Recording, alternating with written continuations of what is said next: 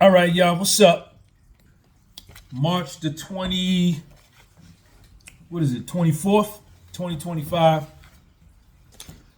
Welcome to the channel. Please subscribe, share this video, give the video a thumbs up if you like it. Appreciate you in advance. I want to shout out all the new subscribers that have come through. This is the podcast from Soul. My name is Sean Gumby. Me, the podcast from Soul, Astigmatism in My Soul. What's my other company? Gumby Publishing. Neither of us wish to defame, slander, libel, or hurt anybody as it relates to the content of this video. We are going to be coming from actual court documents which are available to the public. Now, today, I'm still on the Cuffy Franks hearing, right? So we finished up last week. Keith Cromer was on the stand. I think the date of that Franks hearing was October 21st, 2016. Today we're going to be coming from the United States of America versus Dion Gatlin, Volume 6. It's dated January the 9th, 2017. So it's actually about 90 days, November, December, about 90 days. It's dated about 90 days after the Volume 5 joint that we went over last week. That's just what it is. So if you want to follow along, that's where we're going to be coming from. It's a 192-page document. So Keith Cromer is on the stand, and he's being cross-examined by Humphrey. Humphrey is the defense attorney for Timothy Rush. So, what we find out in this cross-examination, we find out a bunch of things, right? So, what they are trying to achieve with cross-examining Keith Cromer, which to me so far they haven't been able to achieve.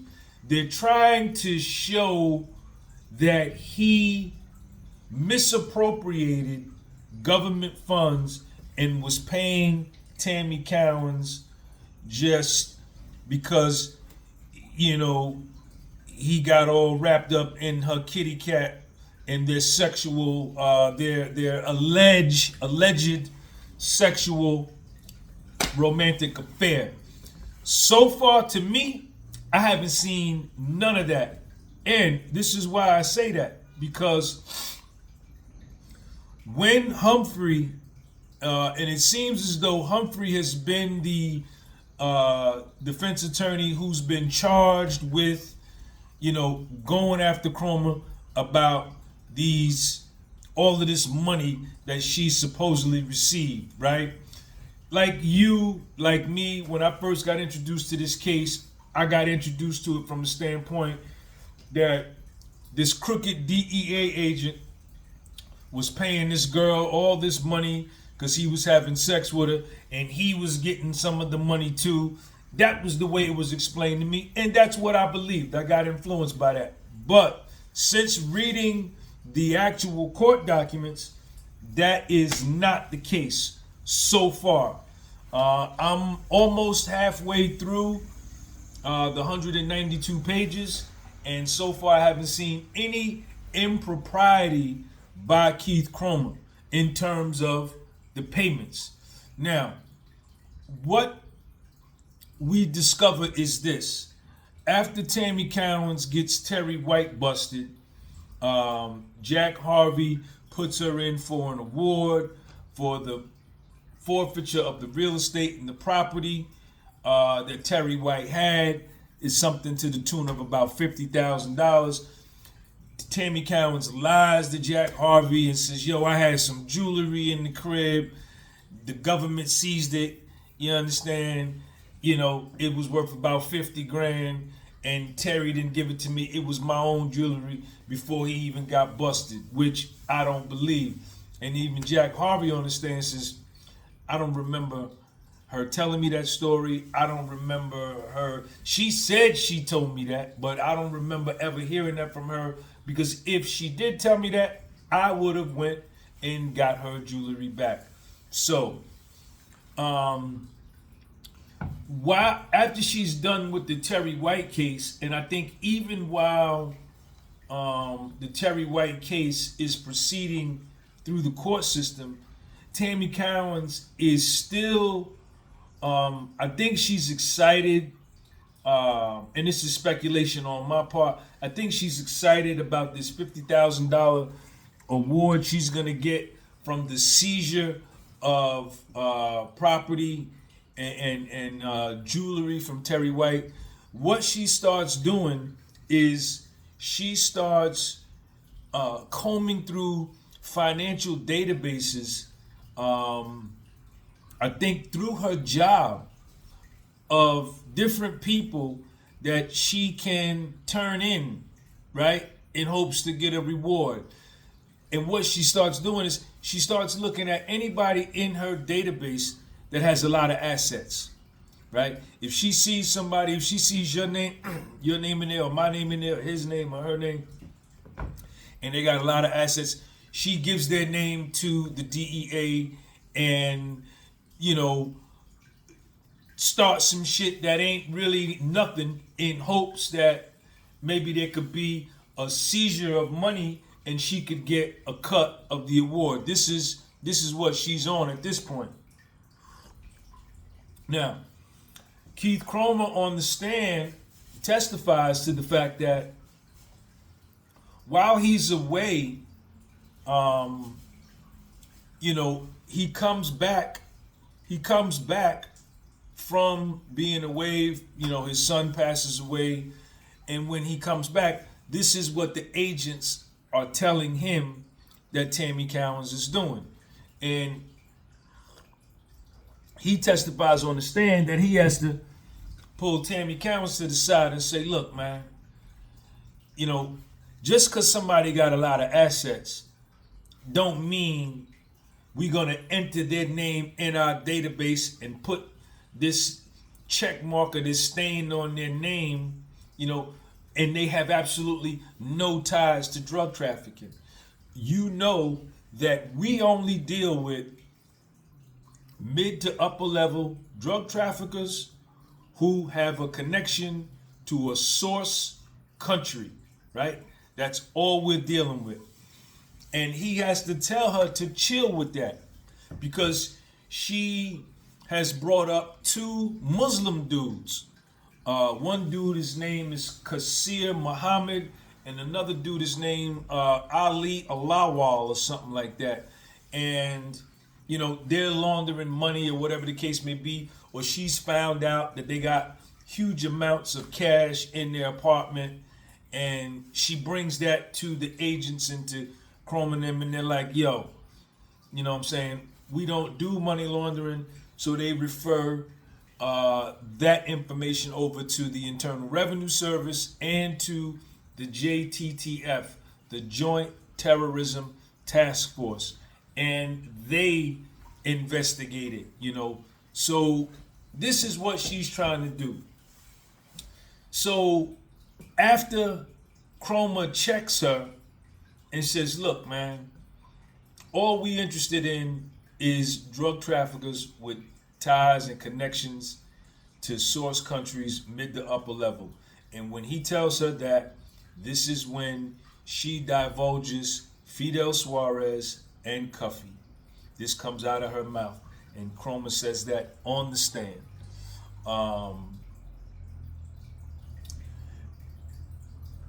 And this is how the whole, and this is around, when is this? This is in 2000 and, is it 2011 or 2012? Might have been 2012 or 11, but we're gonna go through it and we'll find out. But it's definitely one of those 2 years. So this is when, and up until this point, Keith Cromer says, I had no idea who Cuffy was, right? I didn't know nothing about Cuff. I don't know nothing about Cuff. I don't know nothing about Cuff. but he is familiar with Suarez because he puts the telephone numbers that Tammy Cowins gave him for Cuffy and Suarez into the database, and he got a hit for Suarez out in LA. He calls up the DEA agent in LA, and they brief him that, yeah, you know, Suarez is known as a drug distributor, and you know he's somebody of interest. And this is who Keith Cromer, he testifies, this is who he's initially interested in. He's not interested in Cuff because he don't know who Cuff is. But he's interested in Suarez because Suarez is a Mexican national with direct ties to cartel drugs sourced out of South America or Latin America. What else do they talk about? So, you know, they're trying to jam Cromer up, right? About these $2,500 a month payments. They want to know when they started and why is she getting paid $2,500. Now, Cromer testifies that she doesn't start to get paid the $2,500 a month. It's not $2,500 a week like I've seen other YouTubers say. It's $2,500 a month stipend until he comes back, which is late 2011.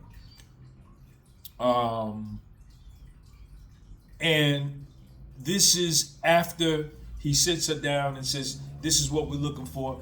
And the Cuffy and Suarez investigation starts based on Tammy Cowins' information and letting them know about Suarez and Cuff. So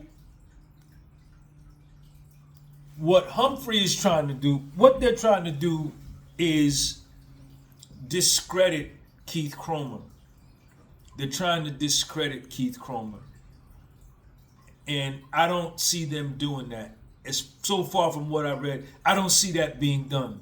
Because, you know, they've selected like 7 payments, right? And in the Franks hearing, at this Franks hearing in 2017, there's a dude there, Patrick Sullivan, who has been picked to investigate Keith Cromer, and he's from the OIG, the Office of the Inspector General. They can't pick somebody from Atlanta to investigate Keith Cromer because Keith Cromer is out of Atlanta. This dude is out of Miami, the Southern District of Florida. So they choose him to investigate Cromer. So he is at this hearing, and they say they got 7 payments they want to talk to Cromer about that they think are unjustified or fraudulent. And the dude from Miami says, no, we got one more. It's 8 payments. So, point of information. So they're going through all of these payments, and you know, they're trying to, like one time Tammy Cowins gives information on the dude Qasir Muhammad and another dude Ali Awal or something, 2 Middle Eastern dudes. What else does she give information on? I think that's about it, right? So and Keith Cromer has explained this to this dude, and he's been saying this from the beginning, that look, the $2,500 a month stipend is paid to confidential sources, and Tammy Cowins is not the first, and he specifies that. He says, I'm already doing this with 2 other confidential sources that I've been doing this before I even started doing this with Tammy Cowins. She's like the 3rd or 4th. So this is a practice that we've already implemented, that I implemented, which was approved by my boss and which was approved by my boss's boss as to how we are going to make these payments to these confidential sources. And the prerequisites to get paid the $2,500 every month is that it has to be a ongoing investigation related to mid to upper level drug trafficker with ties to a source country. As long as those things are present and it's an ongoing investigation, the confidential source gets paid. Whether it's you, whether it's me, whether it's Tammy Cowins, whether it's the lady across the street or the dude around the corner. And he keeps explaining that. So once Tammy Cowins started providing information about Cuffy and Suarez, she is entitled to get this $2,500 a month stipend until the investigation comes to conclusion. There's an arrest or whatever the case may be. Because remember, we went over that a lot of the confidential sources, but Tammy Cowins in particular, was complaining that, yo, I'm giving all this information and I'm living a broke life and I'm only getting paid at the end if and when there is a seizure or a bust, and this may take 8 months, 28 months, 48 months, but in the meantime, I'm helping y'all, but I ain't getting no money. So this is why they implemented that monthly program. So, the defense attorney Humphrey is trying to trip him up, saying, yo, why did you pay her here? Now, the process in order to get paid from the DEA, you have to fill out forms, a DEA 103, a DEA 12, and a DEA 6. And in these forms, you have to write why you're paying, who's getting paid, and all of that. So the ones that she got paid for, it was referenced, the one for the two Middle Eastern dudes, their names were referenced on the DEA 6 or the DEA 103, and yet she got paid even though nothing came about with those things, and they transferred that information over to the IRS or the Joint Terrorism Task Force. So Humphrey is saying, like, yo, why did you pay her for this? Why did she get money for that? You say you ain't do money laundering, you know what I'm saying? So why did y'all pay her? Why is this dude's name, why is this Arab dude's name on the thing and y'all didn't even process it? He says, because she was still providing information on Cuffy and Suarez, right? So they can never bust him. Like, nigga, you paid her for no reason, which is what everybody thinks, which is what the public opinion thinks, which is what I thought before I really started reading the paperwork, that he was just giving her money because he was in love with her, you know what I'm saying? And that ain't the case. What else do they talk about in here? They talk about she moves. Tammy Cowins receives $5,000 for relocation, to relocate, and she receives, I think, $6,000 for moving expenses. And they asked Cromer about that. He said, that ain't got nothing to do with me. That didn't come from my office. I don't know who did that. You understand? And he's on the stand, and the documents support that. Now, here's another interesting thing. If you could remember when we went over the cross-examination of Jack Harvey, when Tammy Cowins reconnected with Jack Harvey, remember she says something to the effect that, I don't trust these agents, they are not like you. Off the top of the dome, we all thinking Keith Cromer, but it's plural, agents. So there's instances in here where TFO David Aguilar, who eventually gets fired, is filling out DEA 6s and DEA 12s that are a little shaky, right? Even though Cromer, signs off on them. And then another one is Fred Swoop. He's another task force officer who is responsible for payments and things like that. So it's not like Cromer is filling these DEA 6s. He has to sign them and approve them, but these are being filled out by his subordinates. Now, they discussed that during the cross-examination. And,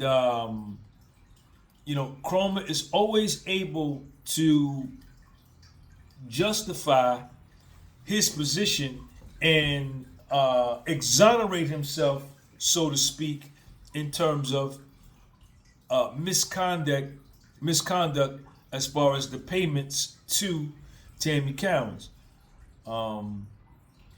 Another thing that comes up in this investigation, in this cross-examination, is the government makes a mistake in the redaction of these DEA 6s and these DEA 12s and these DEA 103s, because there is an instance where Deron Gatlin, Cuffy's brother, and let me just let Cuff know, and Tamara and all the Cuffy's family, I mean no disrespect by talking about Deron or Magic.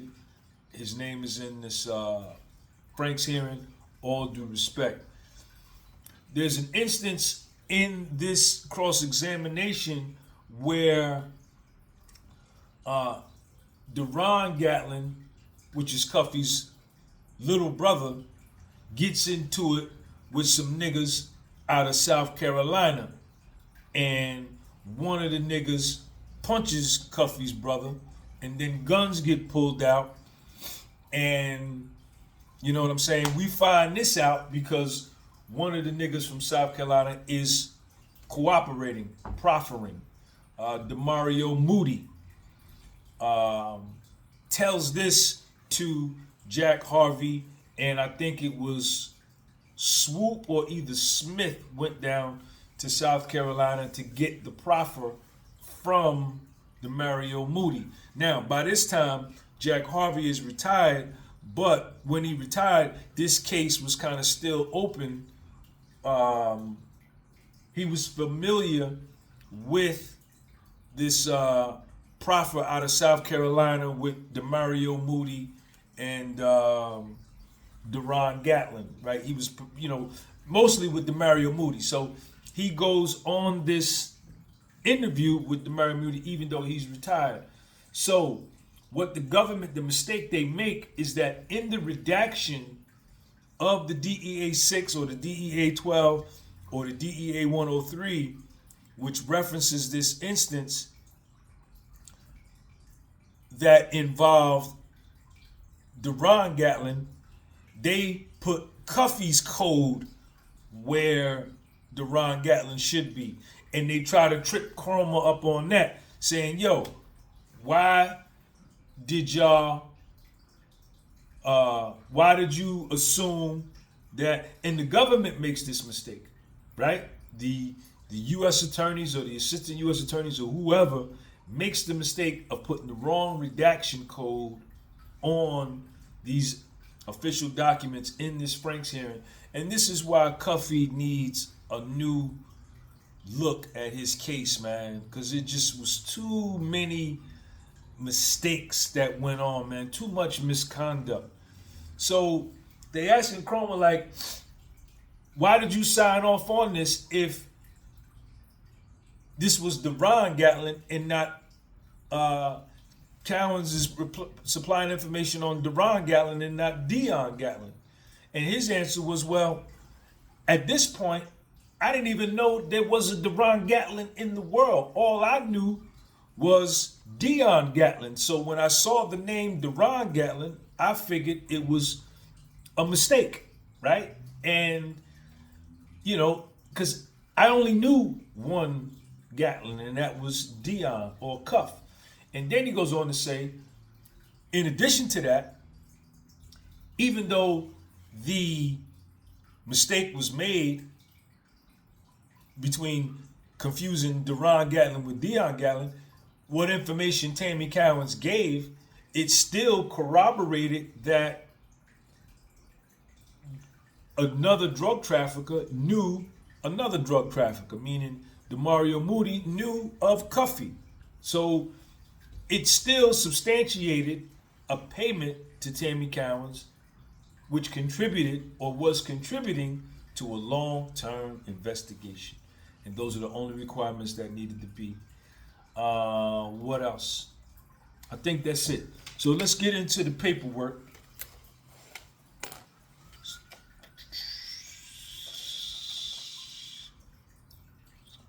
Page 27 of page 192.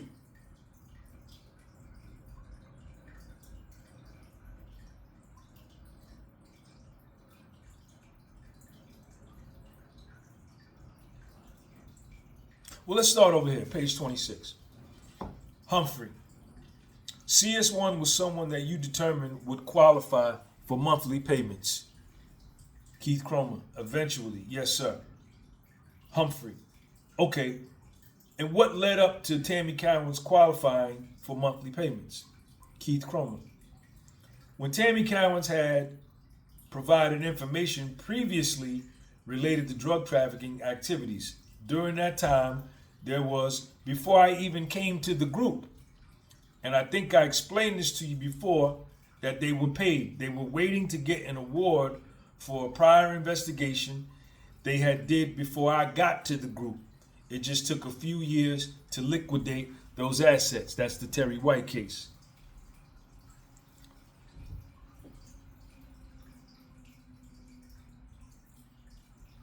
And when I became the supervisor of the group, at that time, those assets were being liquidated, forfeited, and sold, and we wound up paying them from that. One of the things that came up, they were continued over a period of time providing information and wasn't getting paid anything. So, and when I said for all of them, anyone who met and provided information on mid to upper level drug traffickers, and we can put, it goes toward long-term investigation, we will pay them that monthly. We will pay them for the conclusion of that investigation until those people were arrested and that case was concluded.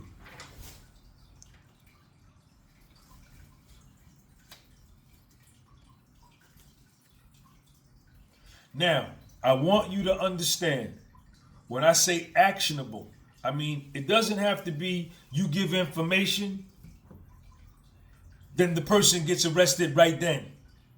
You don't have to do that. You have to take the information, assess it, analyze it, and figure out how you can best exploit it. So that's the criteria I had as far as making that determination. At what point, Humphrey, at what point, date-wise, did you determine that Tammy Cowins qualified for the monthly stipend?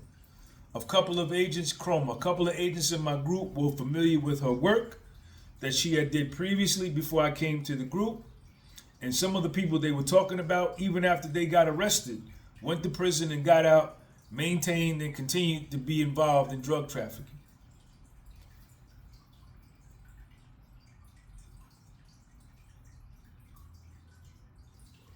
All right, let me get to this other part.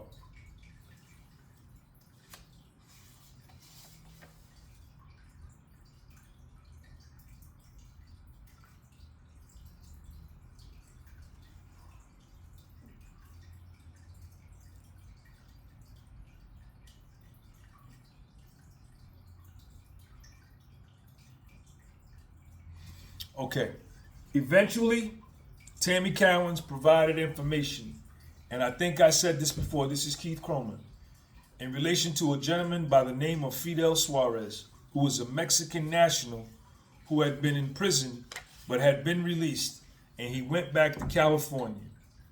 Fidel Suarez was already known to law enforcement as being a distributor of drugs. He was based in California. This is page 29 of 192.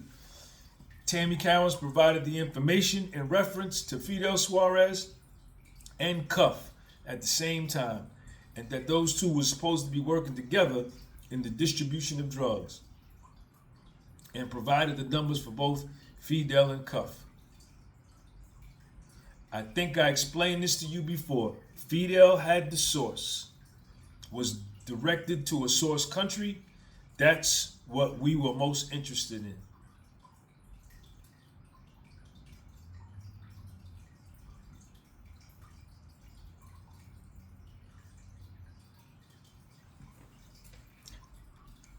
Keith Cromer continued. Now, Tammy Cowins provided a lot of information on individuals who they believed because of certain factors, like for asset, trying to identify people who had assets, And we had to tell them, if you don't have the direct knowledge dealing and talking about these people, we can't investigate people or make people targets because they have assets. I'm not doing that. I don't do that. And so I had to have a conversation with Tammy Cowins to tone it down to where we needed to occur at.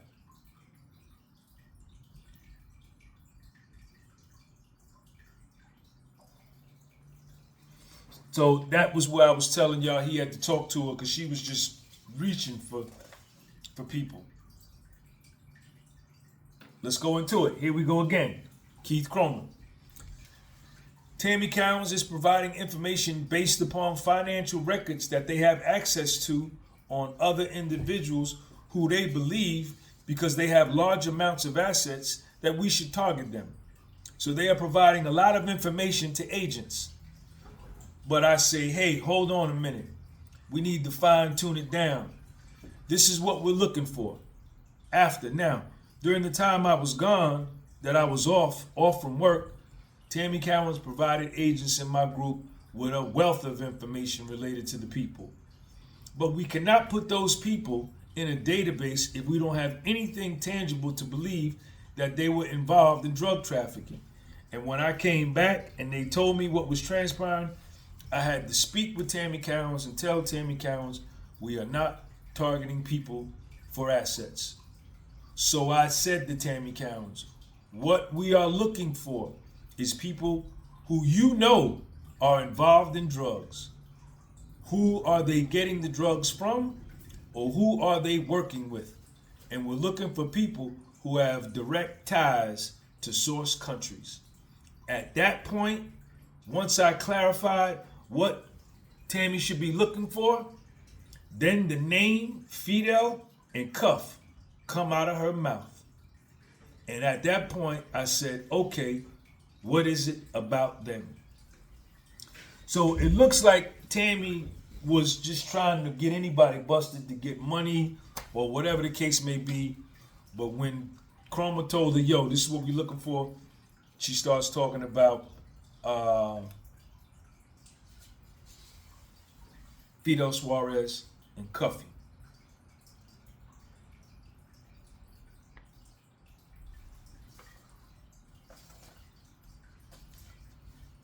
And this is what starts the investigation into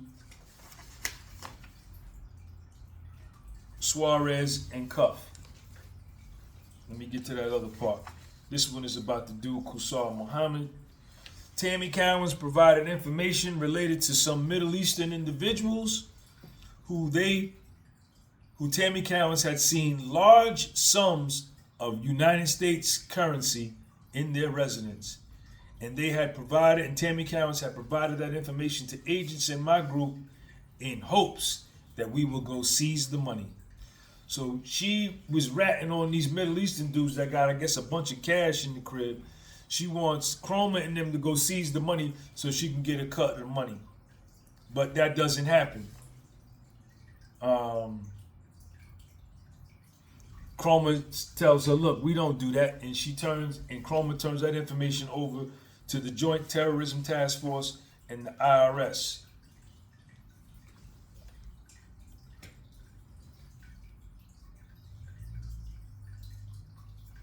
Now, this is where Humphrey is trying to trip Cromer up as far as making bad payments to Tammy Cowins. Humphrey. So you have no explanation why this information is contained in this particular DEA form attributing something to Agent Fryer. So the Middle Eastern dudes, when Tammy got paid, they did the DEA 6, the DEA 12, and the DEA 103, and they referenced another agent in the DEA or the government called Susan Fryer on the paperwork in order to get her paid the $2,500. Keith Cromer, you would have to ask Task Force Officer Aguilar, but I can just tell you in looking at it that by him putting her name there, Susan Fryer, it's a mistake. The activity occurred, it's who we put in there. That's the mistake. But the activity occurred. There's no doubt that the activity happened in reference to that. Humphrey, and that can be verified by Agent Aguilar, Keith Cromer. That can be verified. As far as did the activity occur, that can be verified by Group Supervisor Dick Kropp. That can be verified by the FBI Joint Terrorism Task Force. The agents we spoke to in reference to that, who Tammy Cowins went and spoke to them themselves independently by themselves to the FBI as well.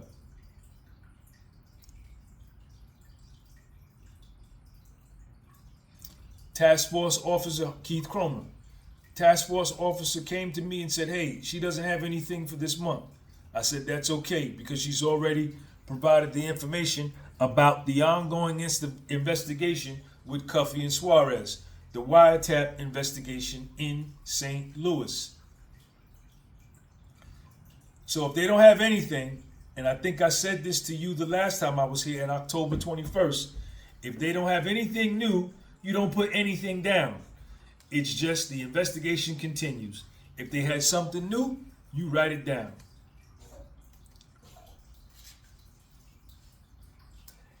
We already knew, because we already received approval from my boss that how we had this implemented, we already received approval on it. So if they didn't have anything new, that's perfectly fine. Now, all of that of what you're saying is in those documents. The other documents that you have that showed me, at least from that first one and the rest of them, it's in the document exactly what I'm saying, exemplifies exactly what I'm telling you now.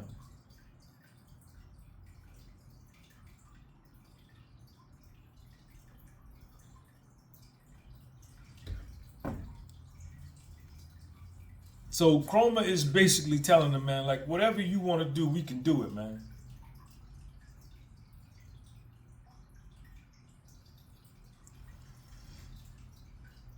You have the sixes, you have the DEA sixes, as far as depending on what the information was. If there wasn't anything new, that's what it will say. If there was something new, it would be in that six. As far as to tell you, I can't tell you exactly what the verbiage is on each and every one of them, but you have to take a look at each and every one of them and go from there. And if you want to go over that, we can. Now, this is where they get into the South Carolina joint, where they pay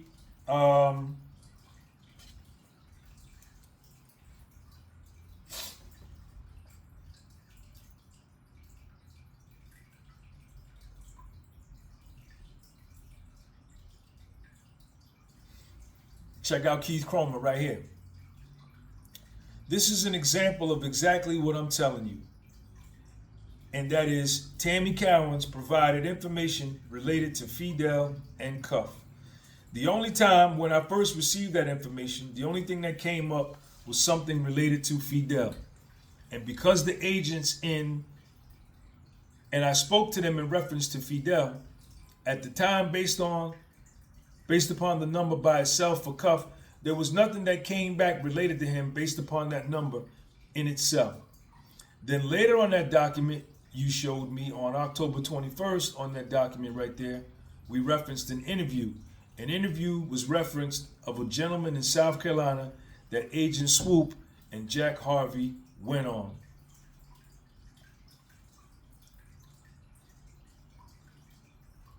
Okay, you're asking me, and I'm telling you right now, if from that what it does for the first time, somebody else besides her references Cuff as somebody who was involved in drug trafficking and violence, which corroborates what she had already previously told us when she told us the information about Fidel and Cuff. It corroborates what she said from somebody else who corroborates what she said about Cuff. Humphrey. Now, at what point did you become familiar with Cuff? Keith Cromer. When she told me. When she told myself, Task Force Officers Aguilar, Smith, and Special Agent Swoop about it. That's it. I never heard of him. Humphrey, okay, so you never heard of him before? But if there's a report and it mentions Cuff, CS1 is going to get credit for a mention of Cuff in the report?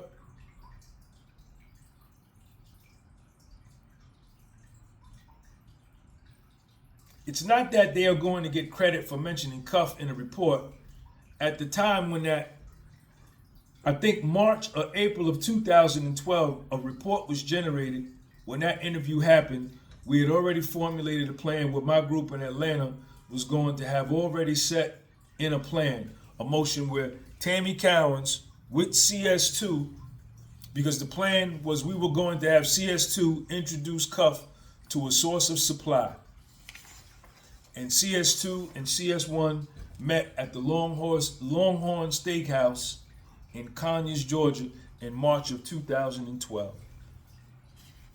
So this is where they run into problems with the redacted form. Let's go over this real quick. This is the court. This is the U.S. Attorney. The redaction code, it refers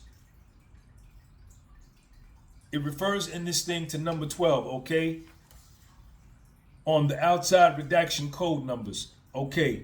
And it has a 12, formerly P9, also referred to as P9, other redaction codes. Cuffy, Dion Gatlin, aka Black, okay? And the problem with that is in this first report, all right, they are referring in the unredacted form, okay, paragraph 8, Moody, quote unquote, Moody stated that Rico, aka Ricardo Webb, had punched another member known as Black, aka Deron Gatlin, which is Cuffy's brother. It's not Dion Gatlin, it's not Cuffy. And when they refer to 12 in this report, okay, this Moody report has Dion Gatlin. That's not true. It's Deron Gatlin. And then the other assistant U.S. attorney. It's a mistake in our redaction than the other U.S. attorney. It's a mistake in the redaction code.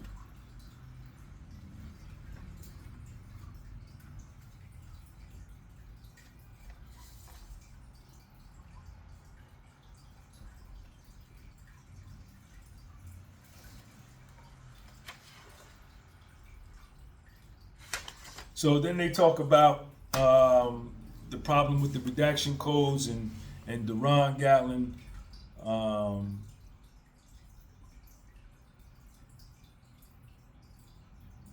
So that's it. So see y'all tomorrow. Sean G. Peace.